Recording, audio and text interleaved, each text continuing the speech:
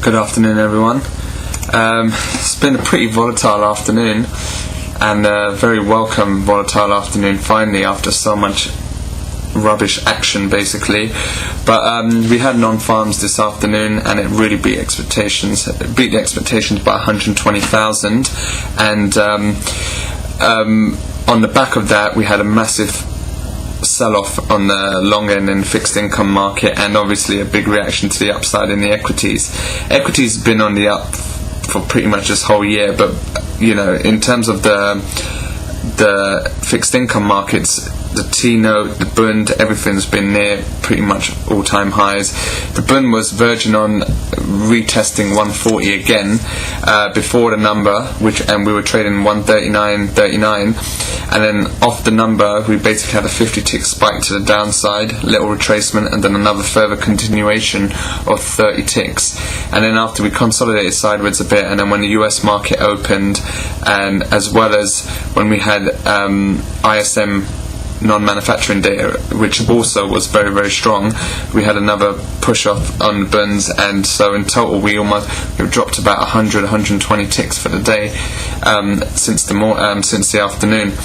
So if we just look at this chart right now, you can see the drop off in the Bund, and you can see the massive volume spike as you would expect. 48,000 contracts traded on that 5-minute bar, and you can see that I've actually got a lot of lines all over my charts right now, and the reason why this is now is that every trend, everything that I've found, I just leave it on there now, and I've noticed, especially this month, it's worked very, very well in terms of things just bouncing off of it.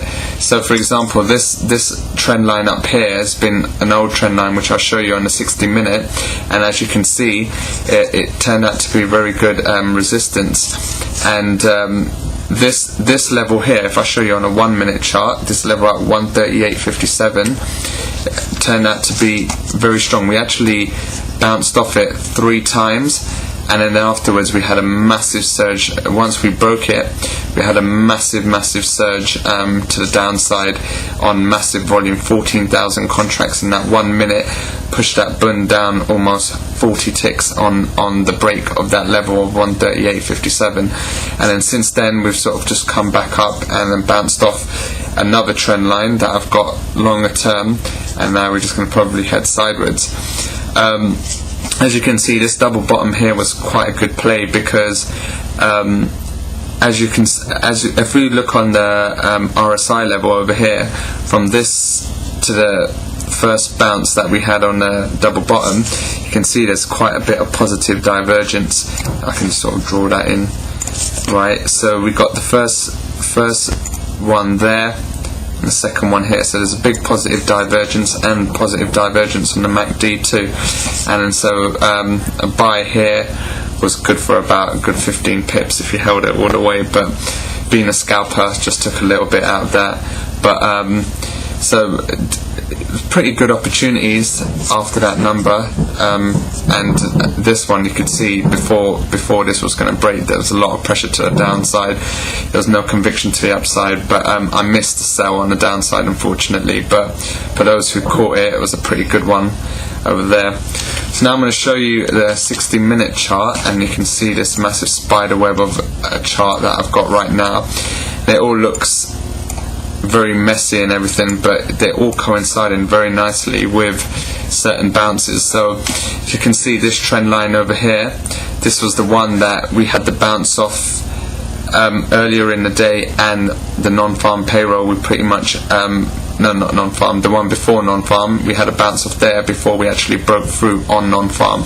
And this is just a trend line that is running all the way through here, and then every single trend line that I've got, whether it be this one over here, this one over here, they're all just providing some type of reference to trade around, because the way I trade, I don't like trading in the middle or in thin air right now. I like it when it comes near some sort of trend line or significant point or some sort of resistance or anything like that. So looking at these things, they've all provided very good levels of price action around these. So even this trend line here that we have on this move that we had here, it was a very nice trend line. Then once we broke it to the upside, we tested it twice, and then once we broke through on non-farm, now we've tested it again and pretty much bounced off it. So if I just go back to the 10-minute chart right now, you can see how all of those points have turned out to be good reference points in terms of where we've traded along, where most of the price action tends to be, etc., etc. So right now with the Bund, we sort of came up towards that trend line that we had earlier, which is where we bounced off here and there. So we almost came to it, and so I'll be looking to maybe continue a short if we reach this trend line.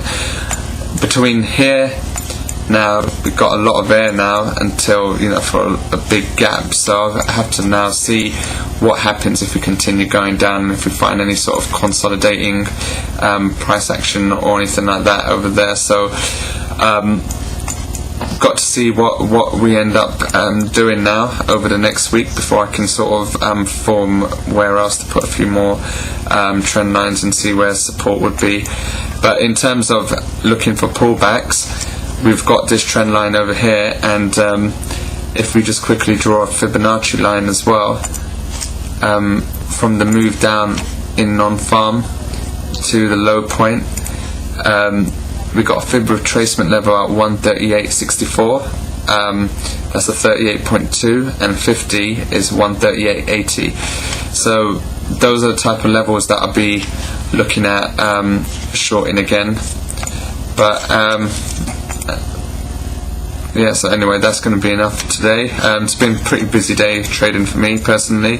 Done 127 odd round trips, which is the most I've done this year, which is still well down on what I normally did last year, but at least there's a bit more action to get involved in. So anyway, till next week, have a nice weekend and good luck in trading.